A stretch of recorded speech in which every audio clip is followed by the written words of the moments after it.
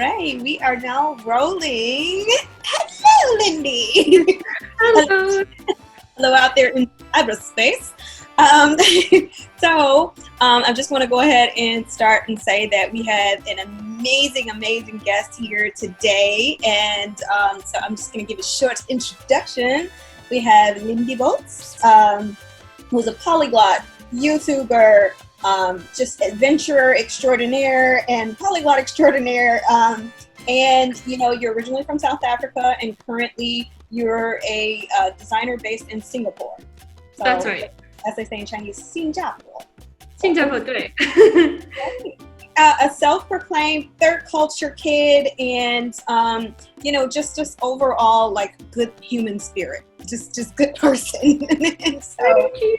What a beautiful introduction. Thank you so much for having me here. Yes. I was really excited about this because I met you for the first time at last year's 2019 Polyglot conference, and I just felt like it was so nice to meet a genuinely nice person, and you know, somebody who I had enjoyed, you know, your YouTube videos, you know, for quite some time, and quiet watch. And I felt like they were something that were very inspirational for me. And I think you have that same effect on, you know, just the polyglot community in general, where people kind of look to you as a source of inspiration to keep going, motivation, and you're always so good spirited. And, you know, so I'm just like, it would be so nice to follow up and just kind of chat. And I know we've been like friends on Facebook and everything. So I'm just super excited to be able to talk to you more about some of the things you talked about at the conference last year. But if there's anything you want to tell us about yourself, you just took the topic, which is a Korean test for, you know, just understanding what level you're at as far as fluency. So yeah. Oh gosh, thank you so much for that beautiful introduction. A lot of people do tell me that I give out good vibes or happy energy, but I try and be extremely honest and raw about my language learning journey. I think there's too much out there on the internet idealizing the language learning process. You know, it's not always easy, it's not always fun. So as I do try to come across very positively, but I always try and stay honest about the difficulties and the struggles of language learning. So I try to be very transparent about, you know, where I'm having a hard time. And I found that the community has really gotten together and say like, oh, wow, you know, I have these struggles too, or, you know, I'm struggling with the same thing, and that's always been good. So I really enjoy that part of the language community.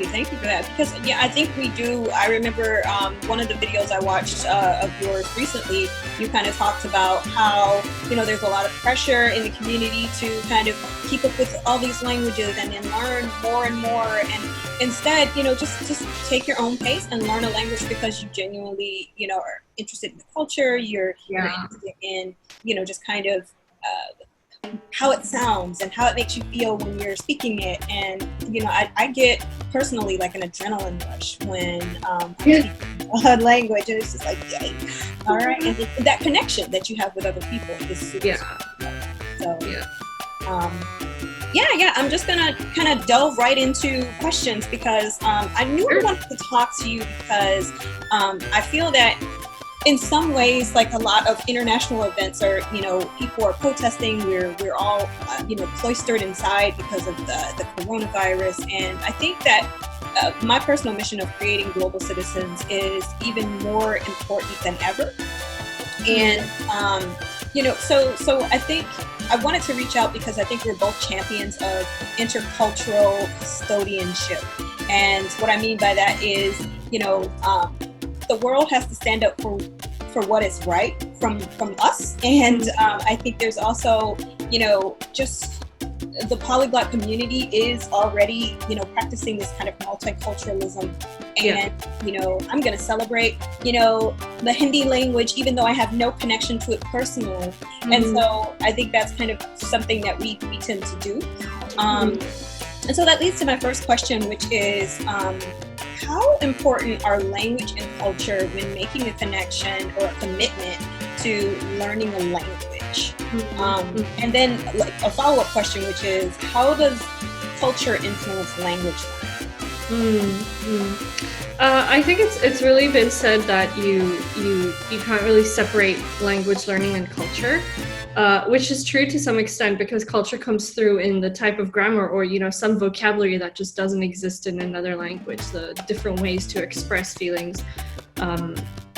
But I do think that if you take a school learning environment, for example, that doesn't always translate across very well. I feel like some textbooks maybe put in these little culture sections or pieces of writing that nobody ever goes through, and language learning at school can be very rigid and people don't honestly develop this passion for the language. I haven't heard about anyone who says, oh, I started learning French or Spanish at school, and because of my school lessons I am super passionate about the culture. That rarely happens. I think when you make a decision out of your own to learn it, at least from my experience, it's been because of the culture that I start to learn the language. It's rarely been just because I want to learn a language for the sake of learning it that I do. I always take the approach of what about this culture interests me. And culture also means people, music, and food, among other things. So if I meet someone from a country and they just fascinate me, I'm like, wow, the way you think is so different. I would love to learn your language so I can understand your way of thinking. Or similarly, music. Many of the languages I've started learning have been because of the music I'm interested, specifically Hungarian and Vietnamese. I was just blown away by how beautiful the music sounds, and I want to understand the lyrics. And you can't really rely on translations to get the culture meaning across, like the nuances. And of course, it'll take years, to get to that level of being able to understand it. But I think it's worth a try. Right. And it's funny you say Hungarian because there's somebody who goes to the Polyglot conference like just about every year is Brigitte Varga, and yes. She is Hungarian. And I feel like I was just like, I love the sound of your language. What's a good national song to learn? And she told me to learn Magyarország, which is Hungary. And, it's such a beautiful song. It's Magyarország, ahu álmom van jártam Magyarország.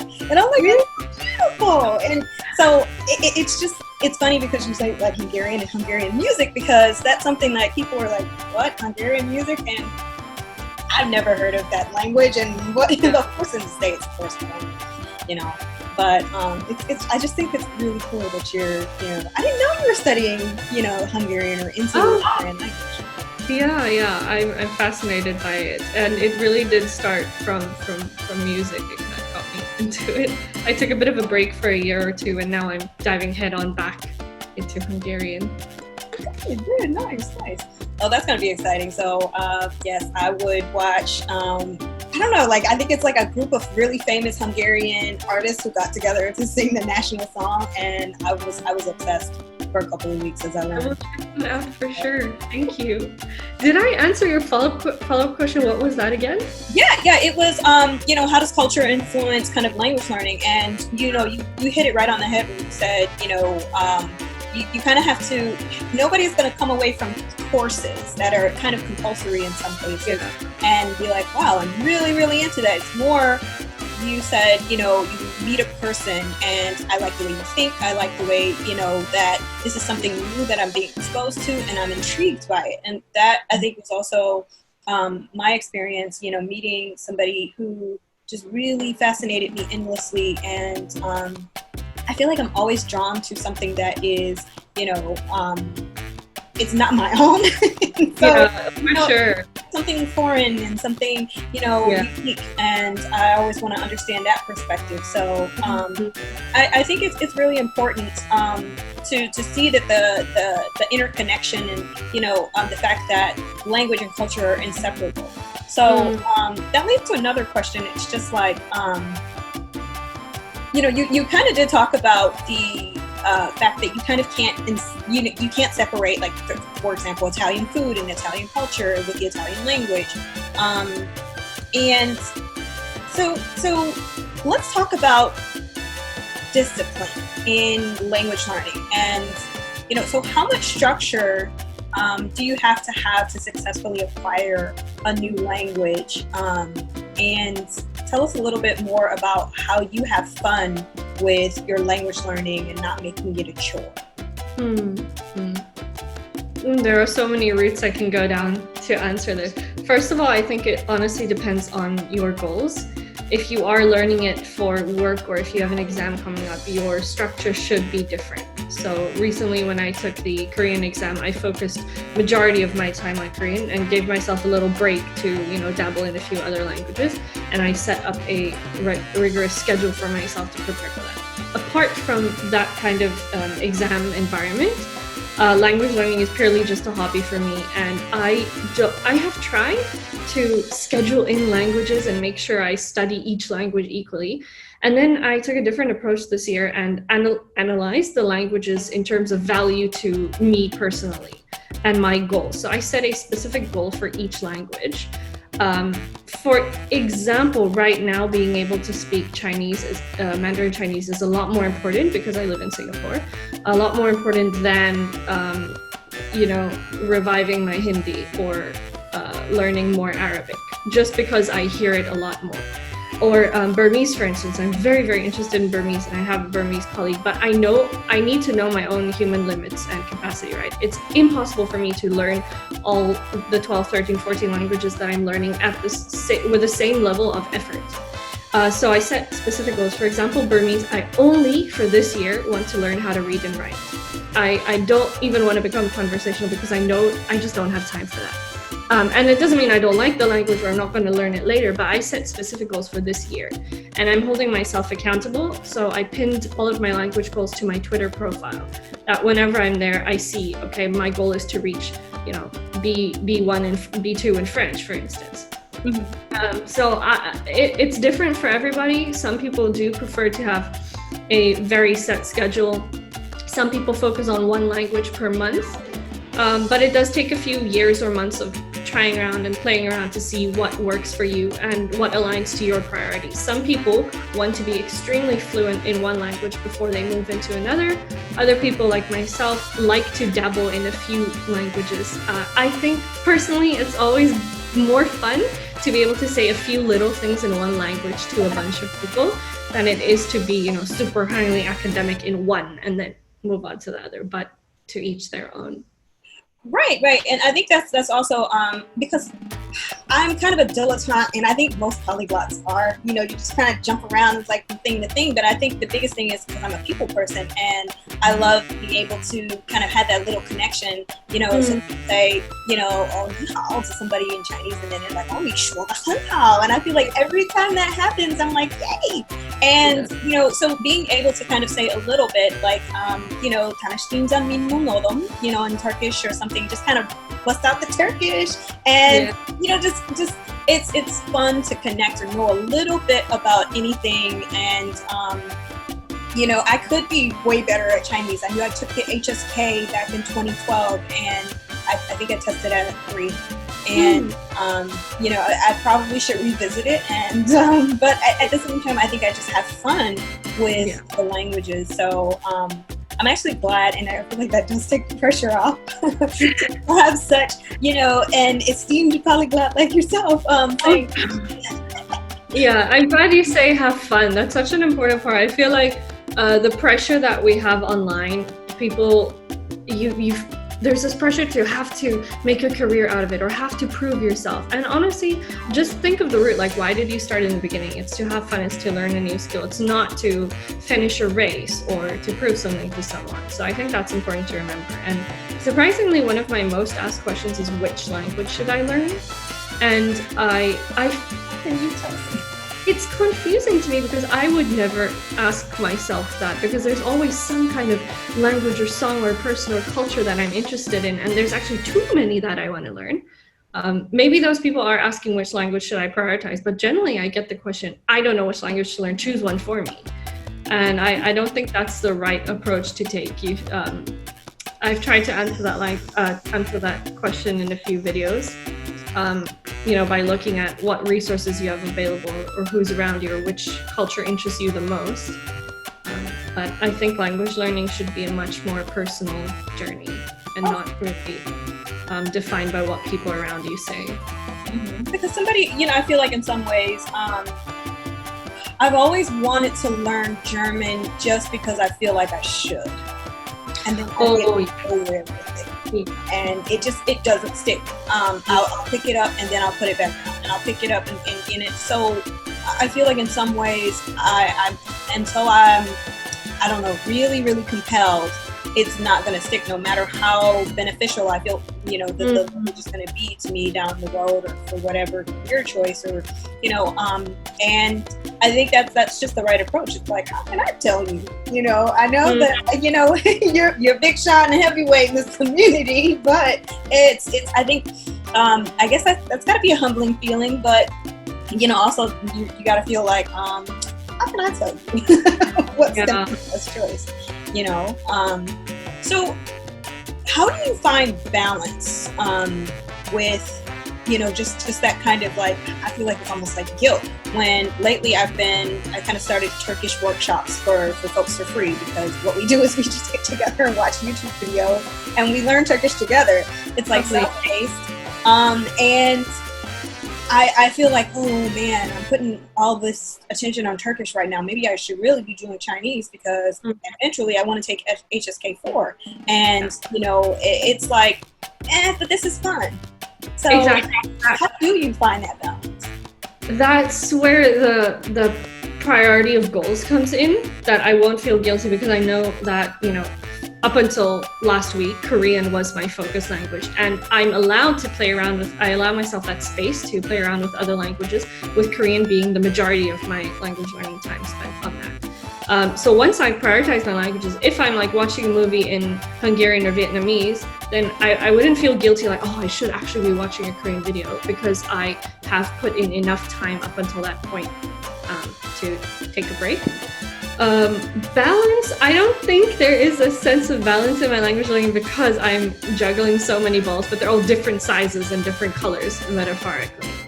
That's a perfect metaphor. I haven't heard that one, but I love it. Yeah, I don't balance them. I'm a very emotional language learner, in the sense of I do what I feel like in that moment.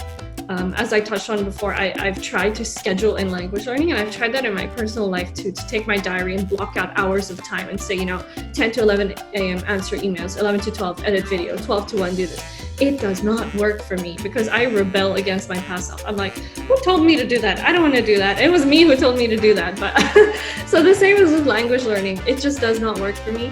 So I would honestly answer your question truthfully and say I don't have a sense of balance, but I do have my fingers in a whole lot of different languages, and that makes me happy. I enjoyed that. Yesterday, for instance, was a very languageful day for me. I woke up and I was tutoring Spanish to my colleague for a mentorship program we had. Then I ordered my food in Chinese. I called my mom in Afrikaans. I prepared a Japanese lesson. I watched a Korean movie, and I spoke to a friend in Japanese and Afrikaans. So that's what makes me happy. That's a sense of balance for me, is when all the languages I'm interested in play a part in my life. It doesn't mean I have to sit down and study them. It just means I have opportunities to use them on a daily basis. Right. And I think that's, sorry, I was choking here. So, I think that's true fulfillment, because I always say, like, I like to just not take anything seriously, and just kind of make fun of myself and the whole process, because I remember when I was living in Russia, there were a lot of students, mostly American students, who were such sticklers for grammar, and they would correct me every time I said something. But I felt like if I can crack jokes and just be ridiculous and say something about, oh, that guy is handsome, or like, oh my gosh, your hair is so cute, and learning those kind of phrases to be able to make people laugh and smile, I felt like if I said that wrong, eventually I was going to get it right, that I was going to take the risk of using the language as soon as I know it, as opposed to I need to use these declensions properly, because I think that's the thing that's fun for me, is making sure that I'm using it as soon as I'm able to, and just kind of keeping that up, because eventually things were just like, for me in Chinese, I know that things just didn't feel right, and I knew I was getting the grammar just naturally, as opposed to being this stickler for you didn't use boss structure right, and so it gets to the point where I'm just like, nah, I'm just gonna go out to the the different what was it, the Jomba, or the different markets, and then just practice buying dumplings and things like that. So I felt like that was more of a priority. If I did that 10 times, that was more valuable to start barking. That was more valuable to me than, for example, making sure that I had grammars. Yeah. Thank you for that perspective. I think this is kind of like, it's always fun to talk to other polyglots and kind of see like, oh, are you just sticking with this one? And I feel like the answer 9 times out of 10 is like, I'm not that regimental about it. Oh no, for sure. I do know a few people who are super disciplined, but it just does not work for my scattered brain. Us scattered brains. This is the reason why we do love learning so many languages. If we were extremely rigid and focused, we'd probably be like, HSK level 6 at Chinese, and that'd be the only language. And but I feel like I just have more fun, picking up other language. But like I had a language professor who said like, you pick up language like straight puppies, and you just take them home. But it's true. But that being said, it doesn't mean it's impossible to achieve fluency, or air quotes, because everyone has a different idea of fluency, or let's say fluidity, or comfort in speaking. Because to some extent, sometimes I do still stack my languages. Korean has, apart from French, Korean has been my longest foreign language. It's been going on for 10 years now. And I'm able to use that as a medium to learn other languages. So my Japanese textbook is in Korean, or my Spanish textbook is in Japanese. So I kind of build on that. And it doesn't mean just because you dabble or enjoy languages so much that you're not ever able to achieve a decent level in one of them. Right. So at the 2019 Polyglot Conference, you mentioned being a third culture kid and being a citizen of everywhere and nowhere. And you're a truly global citizen. How does this phenomenon allow you to easily fit into a new home, find a new language love, or embrace constant changes in your environment, and better having that adaptability to move more succinctly with challenges and things like challenges across the board, from the pandemic to just changing the way that we look at our relationships with each other as humans. And so does it make you bolder in instances like your Korean example, where at the Polyglot Conference, where you said the South Korean government was pretty much showing apprehension or discrimination towards like South African applicants when you were trying to study in Korea? There are a few questions within this question, so I'm going to have to try and remember where you started. I have the notes here, if you don't mind me just reading. Where can I start? Goodness. How does it allow me to more easily fit into a home? I find that I try and chase after new experiences and new cultures. So moving to Singapore was a completely new, different thing that I had never planned for my life. And part of the reason among many that I moved here was just to experience something completely new and different. So I'm not sure how many people would just go out there to move to a new country just for the sake of it. So in that sense, I enjoy that kind of experience. But that doesn't mean just because I've interacted with people from over or speak a few languages that it's always easy. There is always some sense of culture shock, questioning yourself or not fitting in or not understanding something. That is natural and normal, but I think that should be embraced as part of the learning process and understanding just humans in general. What was the other question? How does it allow me to easily fit into a new home? If I take, for example, the product team I work in, we have people from Singapore, Malaysia, Taiwan, Sri Lanka, Vietnam, Myanmar, and it's just a melting pot of cultures at the office. And I find that just being open-minded to understand that some people have a different way of expressing emotions or a different way of working not judging them as a person, but just being like, I understand that everybody has a different way to approach things, and just being more open to that has helped me work better with people and communicate better. What else? So like, and as far as like adaptability, because I understand that I'll always be, the foreigner, and I can never perfectly fit into any type of culture, but I don't try and how can I word this? You almost like acquiesce to the fact that maybe it's maybe it's you're acquiescing, you're just gonna, like, hey, I'm not gonna be 100% perfect. I am the foreigner, and but I am gonna try. There's worth in learning about cultural practices and not being rude, or playing the foreigner card and saying, well, because I don't understand your culture, I'm not going to do what you want me to do. I think you have to have respect. And at the bottom of everything, kindness as a human. You don't always understand why someone does something. People don't understand why you do something. But at the core, it's really where your heart is at. Just being kind to people. If you don't understand why someone is doing something, ask them and say, hey, I really want to learn about your culture, or hey, I'm so sorry I made this mistake, can you teach me? Just being humble and kind really gets you far. Oh, for sure. And I think that's something that I've noticed, like, anytime I've lived, abroad and traveling abroad, and, most of the time it's always language focused.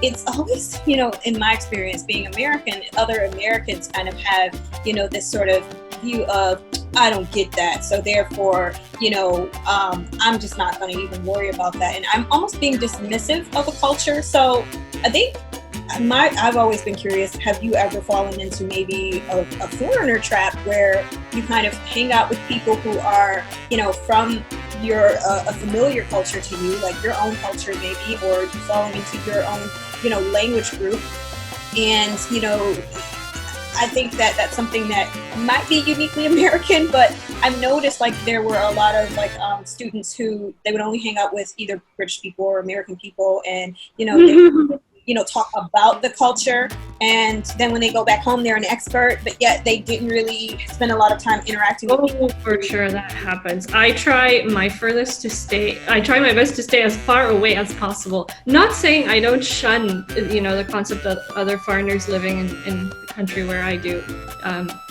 but I don't actually have many expat friends for similar reasons.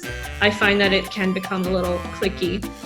Specifically speaking from a diplomat's life, fellow embassy people would, just meet amongst each other and not really experience the culture of the country we're living in. And my family was completely different. We went out of our way to meet with locals, and majority of our friends were locals in the countries we used to live in. And that was so rewarding and enriching. You can learn so much from someone that you can't ever experience just by living in the country and not interacting with those people. So no, I don't actually, I wouldn't say not associate, I don't shun at all, but I don't really mingle in, like, I feel like it was always the Westerners. I remember, like, when I was living in China, there was a guy from South Africa, British guy, a couple American guys, and they always would hang out together and speak English. And I think we say in Afrikaans, soort soek soort. Kind seeks the same kind, like one type of person seeks this.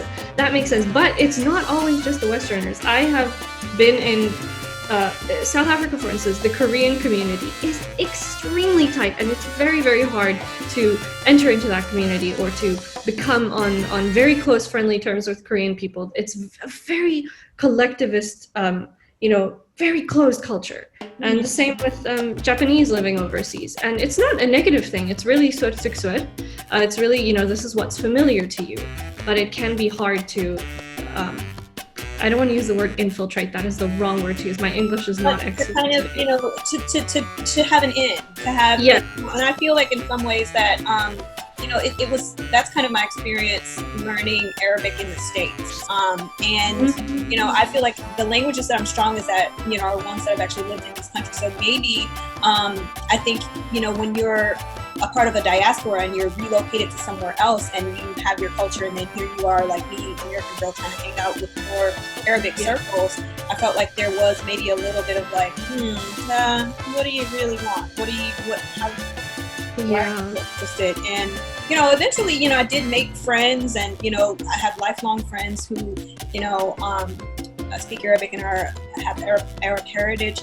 But I think there is this still the sense of, you know, when you're a foreigner in a foreign land, you do want to kind of protect your culture because of, you know, just things that discrimination is a thing, and then also xenophobia is a thing, and people want to protect their own heritage, and, you know, it can be difficult to, you know, to kind of try to get in, especially when you're all like, I'm just interested in the culture. You have to be very sensitive as to how you approach that. I've also found that it's generally better one-on-one rather than, you know, if there's a group of, you know, Korean or Japanese people, it's very awkward. It's like, it's not something you do to just approach that group, for instance. But if you meet someone and get close to them one-on-one, you could be like best friends like that, but they might never invite you out to dinner with their larger circle of friends. Yeah. And that's something that you just need to understand. You know, it doesn't come from a bad place, but there's just a different sense of community that a singular culture group has, that it might feel weird or foreign to have someone else just join that. But it doesn't mean you can't have one-on-one friendships with those people. Exactly. And that kind of leads to one of my last questions, which is, you know, studying foreign languages can really influence attitudes and behavior on learners. And, you know, how can we encourage more people to become, you know, custodians of someone else's culture and want to protect it and want to learn about it, defend it, and, you know, question aspects of it respectfully. So I think kind of like the Black Lives Matter movement in America has kind of shown that, you know, the world right now is really asking for more accountability and more respectfulness and more inclusivity, equity. And, you know, so how can, you know, these kind of movements really enable students to fully engage critically with issues of race, identity, and culture as they learn a foreign language? Just your thoughts. I mean, we're just, you know, musing here. So we go back to the first part. What did you ask? How can we be stewards to encourage more people to be custodians of someone else's culture? I think before I touch on that, it's sometimes a little scary where the internet is going, in the sense that whatever you say is analyzed and critiqued very, very carefully. And you can say, I love apples, and someone will say, whoa, why did you not mention that you like oranges? Right. Whoa, got an orange hater here. Okay. Or you could say, hey man, I'm not a huge fan of oranges, but apples are cool. And someone could still say, well, you know, even you're not allowed to have your opinion. And that can spill over into so many different things. So we're living in very tricky times where you have to be so sensitive about what you say. And I also think you shouldn't have to try and explain yourself for people who are obviously sometimes out there to just fight and argue online. I think you need to stay safe moving in circles that you know, where you say something, regardless of what you say, it will be interpreted logically, and you should be open to not accepting, but trying to understand different perspectives. Having teachable moments, as I call them. Absolutely. Being teachable is so, so important. And with that comes asking questions. Sometimes you don't know what to say. And not sure about the term, like being a custodian of someone else's culture, in the sense of I could never say, hey, this is how culture B, I'm from culture A, this is how culture B does it. Everybody, let's do it this way, because I'm not from culture B. I can understand culture B, perhaps.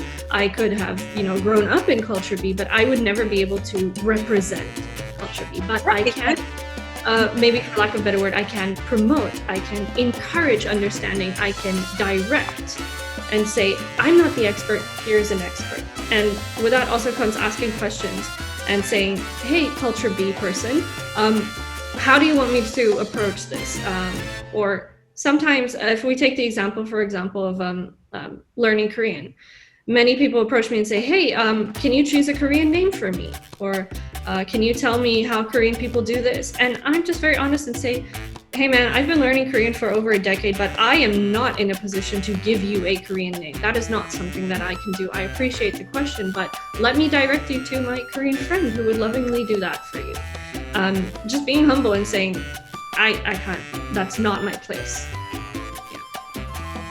Right. And I do think that, I don't know, I've kind of picked up this term because in some ways it's akin to like a social justice warrior, but I think your definition is actually a lot more spot on. It's more, encouraging everybody to just kind of explore things that, you normally wouldn't, and, go and take a English class and fall in love with the language, and, instead of kind of being closed in, boxed in, and when Westerners travel abroad, it's very, myopic with just blinders on, going and doing touristy things. But, you really, really allow yourself to get lost. I always pride myself on every time I travel somewhere, get lost. I get lost and then find my way back. And I'm better at traveling abroad somewhere than I am back here in Detroit. So in Detroit, like, I always need my GPS to go everywhere. But it's like, when I was in Cuba last, it was just like, oh yeah, I knew which street to turn down, and you go down that one, and it was so much fun learning all the names of the streets in Iceland, and they all have stiger on the end of it, which means lane. And I was just like, oh my gosh, okay, so you turn down that lane, and then the other one is going to be the one that leads you right to that big giant church. So, but I think it's more. My mission is to kind of make sure that we're putting everybody's voice forward, and being somebody who's going to want to stand up for, just a voice that isn't necessarily always heard. For sure. I love what you said about just encouraging people to explore. It doesn't mean you're shoving something down someone's throat. It doesn't mean you're, telling them to do something that they don't want to do. It's really just saying, hey, be open. We're such diverse people on this earth. Just be open, explore something a little bit. Take note of what's around you. Don't be in your tiny little bubble.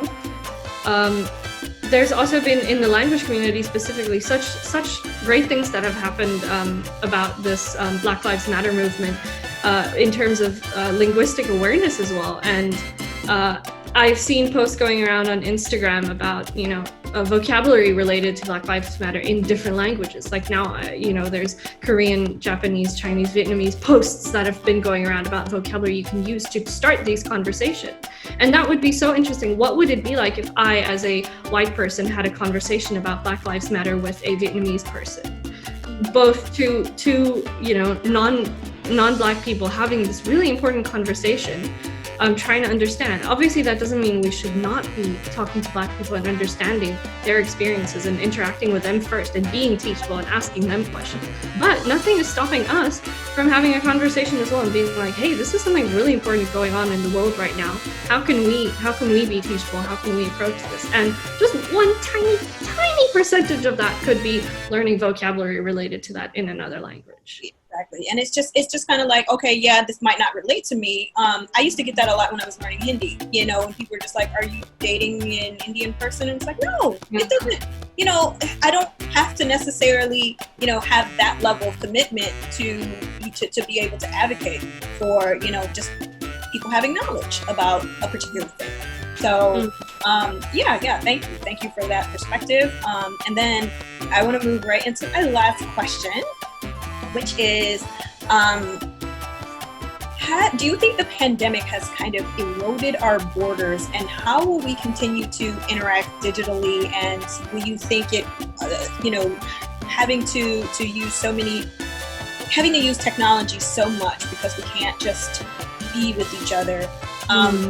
Do you think that this is going to be a new type of future as we move into probably operating under these kind of, parameters for the foreseeable rest of 2020?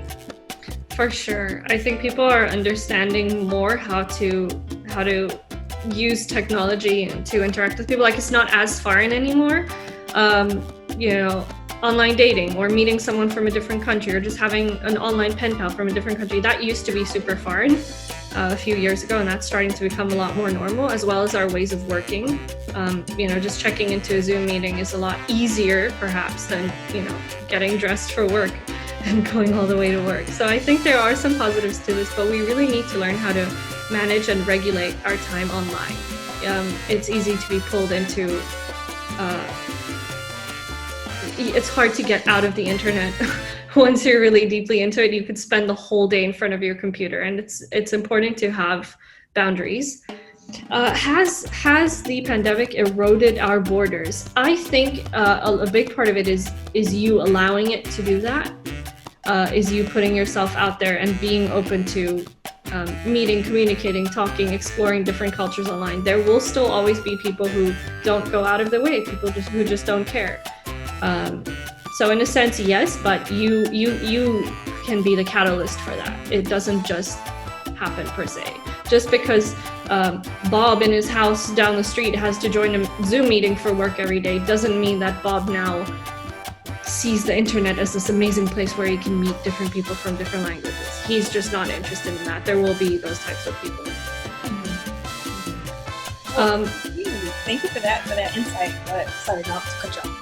Yeah, I'm just trying to think language learning, for instance. I think, but now that people have so much time on their hands, they are trying to see what kind of different hobbies can I explore from home. And it's been really booming for the online language industry, which has been great.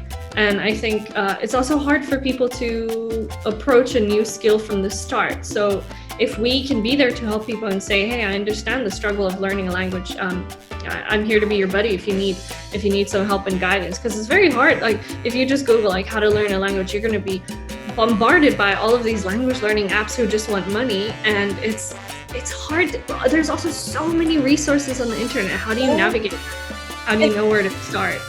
Yeah, I mean, and I think that's kind of why I did have a lot of people kind of sign up for this Turkish thing that I'm doing, because I had to tell people I'm not a native Turkish speaker, but we're just going to watch YouTube, because I feel like accountability in language learning and having buddies to kind of help bounce ideas and thoughts off of, it's fun. And, just having a community, kind of like what we have with the Polyglot community.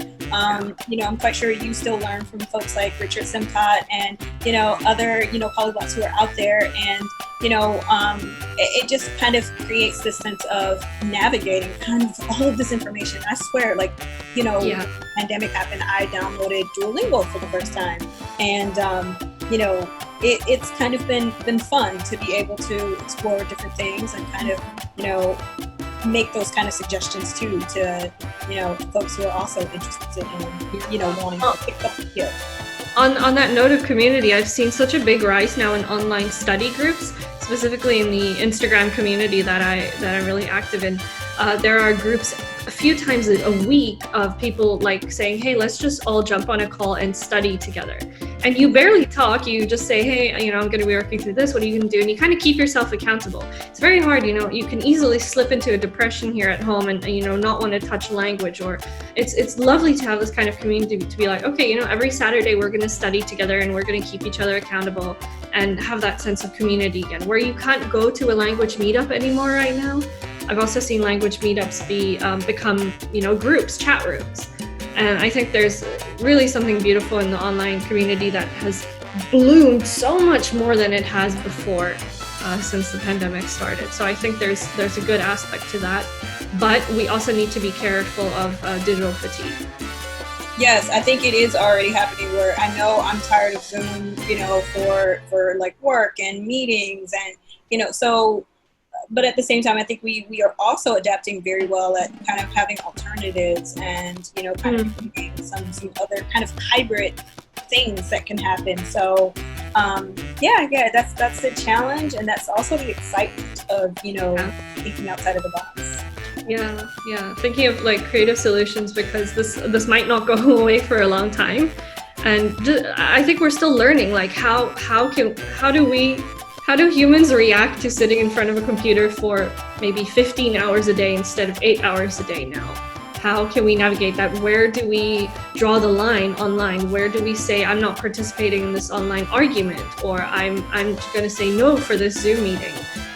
Or where do we say, hey, look at everything that is available for me. Let me try. And have a taste of everything. There's so many different avenues to explore, and I think it's part of a learning process to see how do we actually react to that and what is healthy and what is not.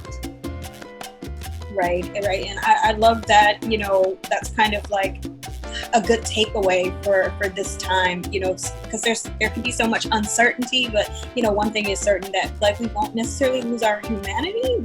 Personally, absolutely, yeah. Mm-hmm. Yeah. There's, you know.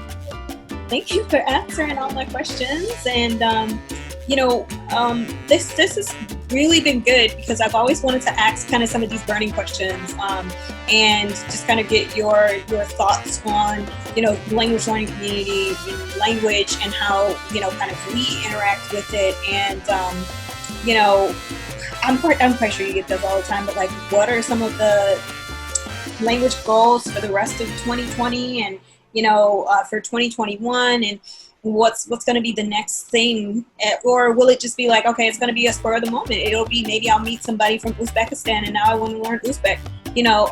So you know why I'm reacting to that is because 2 years ago when I started learning Hungarian, I was like, it's going to be my life. I'm going to focus on Hungarian totally. And then I met a Singaporean Chinese guy and we started dating, and I was like, oh, well, time to learn Chinese.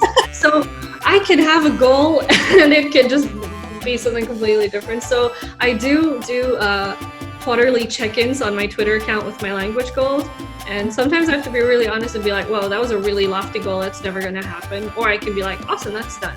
So you can track my progress on Twitter if you're interested. Otherwise, I think generally I am taking a tiny little break from Korean because I'm mentally exhausted from studying for the Korean exam. I mean, I was following you on Instagram and I was seeing like every day it was like so much. So now I am immersing myself. I've booked so many lessons on italki for every language you can imagine. So, but I would say my priorities right now are Vietnamese, Hungarian, Spanish, and French. Okay. Yeah. I did say, like, I had this really ambitious, like, 2020 goals, and every month I was going to spend, you know, the first month was going to be Korean.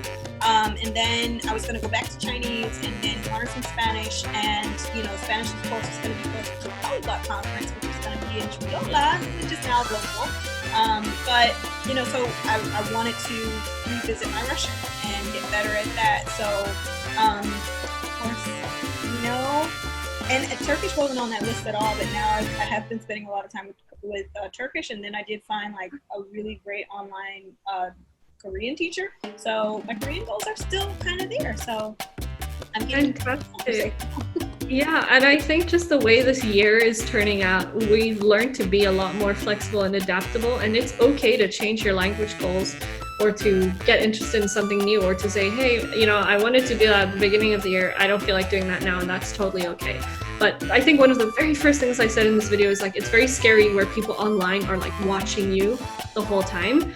And you feel like, oh, I've said this, now I have to do it. I say, whatever, you know, people change.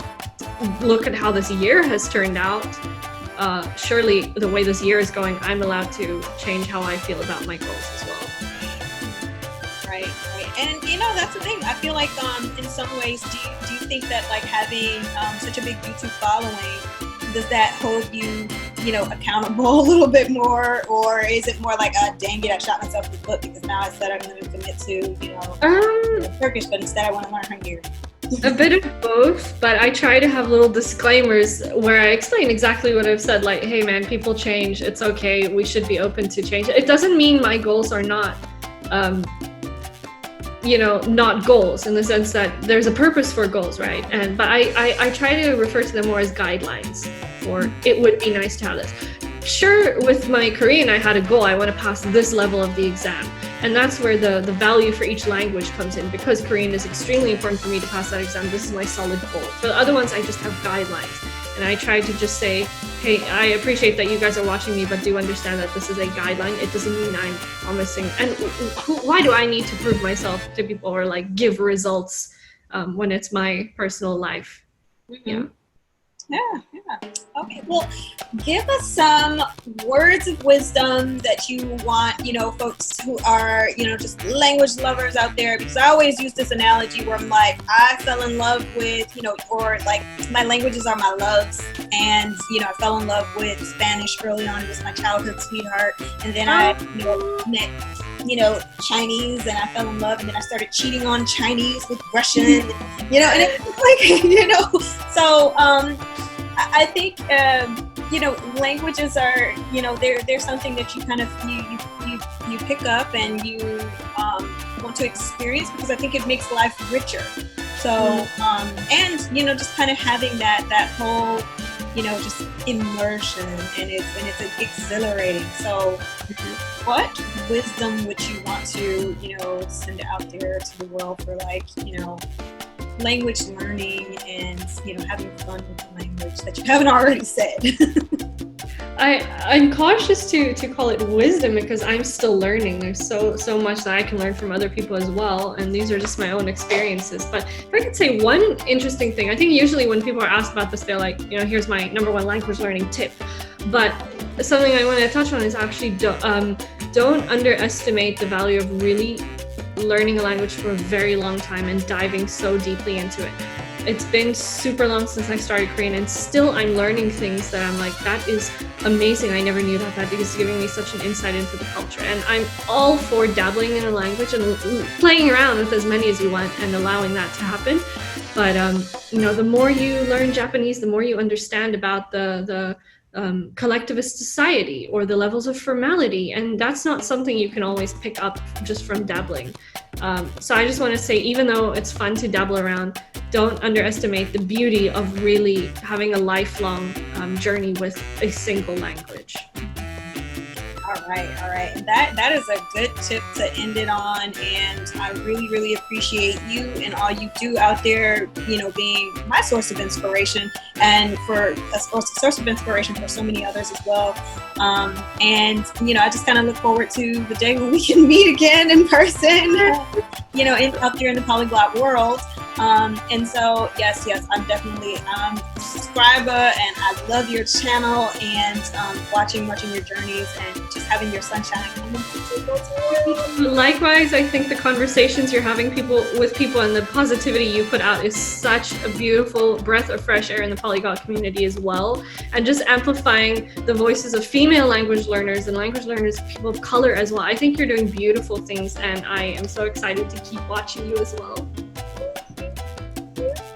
All right. Thank you, everybody. You can find Lindy out there in cyberspace on Twitter, Instagram, and of course, YouTube. So I'm going to, of course, link all of that, and thank you so much.